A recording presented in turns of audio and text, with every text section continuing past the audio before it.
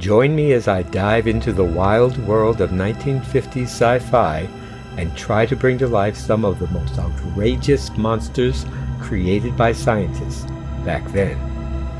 Producers proved that regardless of a meager budget, imagination, dangerous experimentation, and obsessed scientists can make cult classics. So sit back as Endless Perception Cinema presents these 5 monsters that terrified 1950s audiences. Number 5. The Magnetic Monster, 1953. Directed by Herbert L. Strock and Kurt Siodmak, and starring Richard Carlson, King Donovan, Gene Byron, Harry Ellaby, Leo Britt, Leonard Moody, and Byron Folger, 2 agents from the Office of Scientific Investigation, that's OSI, discover that because a researcher experiments with a radioactive isotope called serenium, he produces a microscopic creation, which is growing. It's actually growing. Jeff, that's a live thing. It implodes and draws energy from surrounding matter. And it turns that into mass. Every 11 hours, the new unstable isotope increases in size, radiation, and strength, and it absorbs energy from its surroundings. If the OSI agents cannot find a way to stop the creation, it will become heavy enough to affect the Earth's rotation and throw it out of its orbit.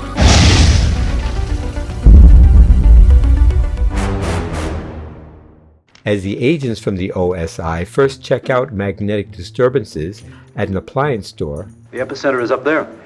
I thought I was watching a Ghostbusters movie.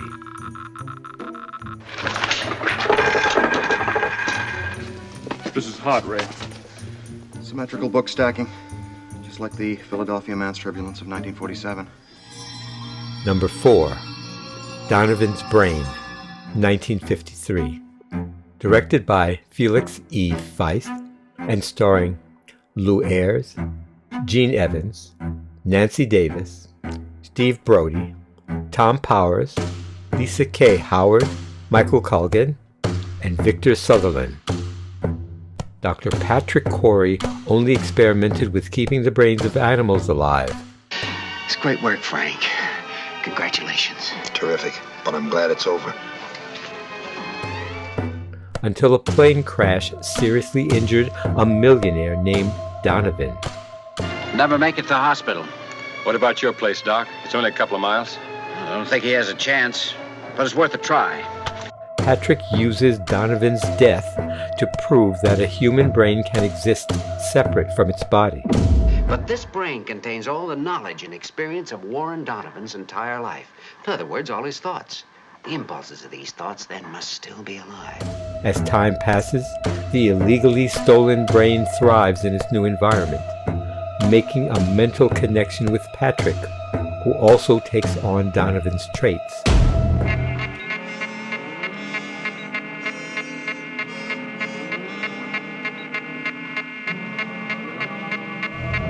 Donovan directs the scientist to use the millionaire's fortune to expand his financial empire.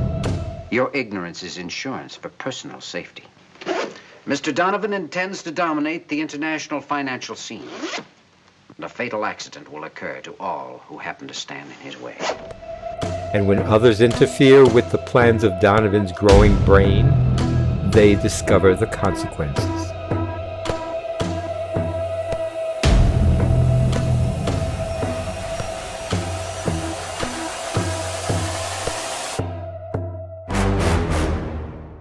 I know the brain was healthy and thriving, but probably due to an editing error, the brain appears to be growing and shrinking.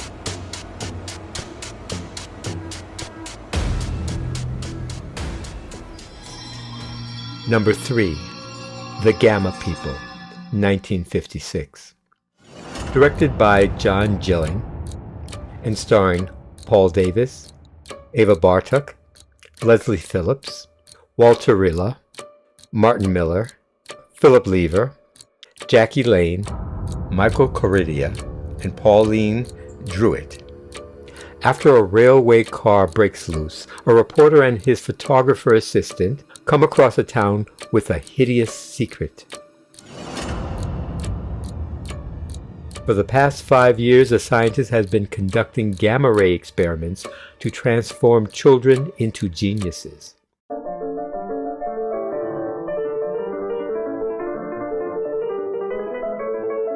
The present. Future.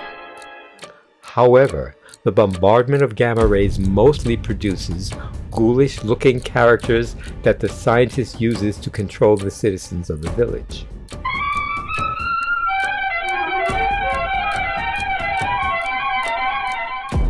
After threats to their and others' lives,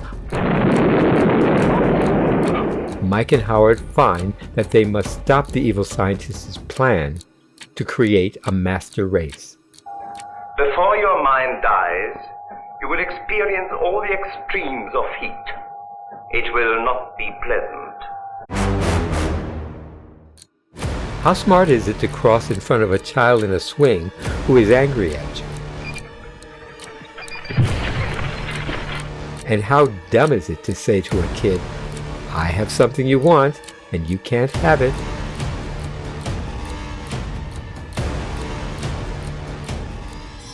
Number 2. The Manster, 1959. Directed by Kenneth G. Crane and George Brixton, and starring Peter Deneley, Jane Hilton, Tusu Nakamura, Terry Simon, Van Holly, and Jerry Ito. While in Tokyo, news correspondent Larry Stanford interviews Dr. Suzuki, who experiments with human evolutionary alterations. Sounds great, but will it sell newspapers? I'm a theoretical scientist. Most of my work is done on paper. Despite a few failures,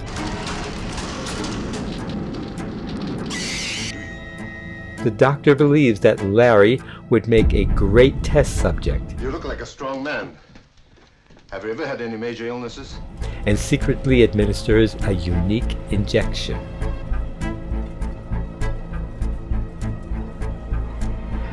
Larry's shoulder becomes irritated. His hand becomes hairy. And his behavior turns assaultive. He even grows an eye on his shoulder.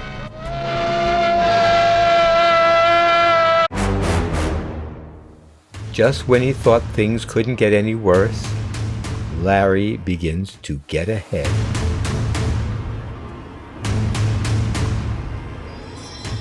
Number 1.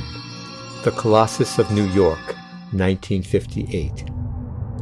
Directed by Eugene Laurie and starring John Baragry, Marla Powers, Otto Kruger, Robert Hutton, Ross Martin, and Charles Herbert. After a deadly automobile accident, Jeremy Spencer's brain is kept alive by his selfish surgeon father.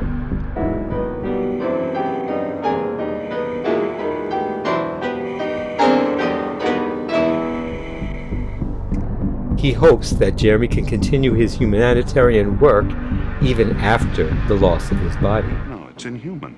Inhuman? It would have been inhuman to deny the world of his genius. Now we need your help. My help? To bring Jeremy out of the darkness. With the help of his brother, Jeremy's brain is placed in a large robot with the ability to speak, and he's not too happy.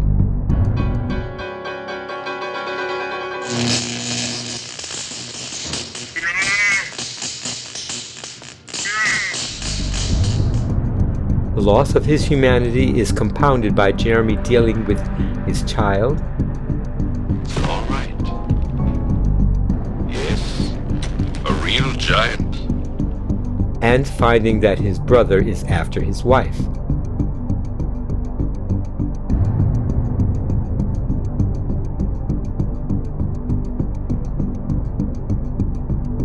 Extra abilities start to manifest themselves as Jeremy begins his mad plan towards revenge.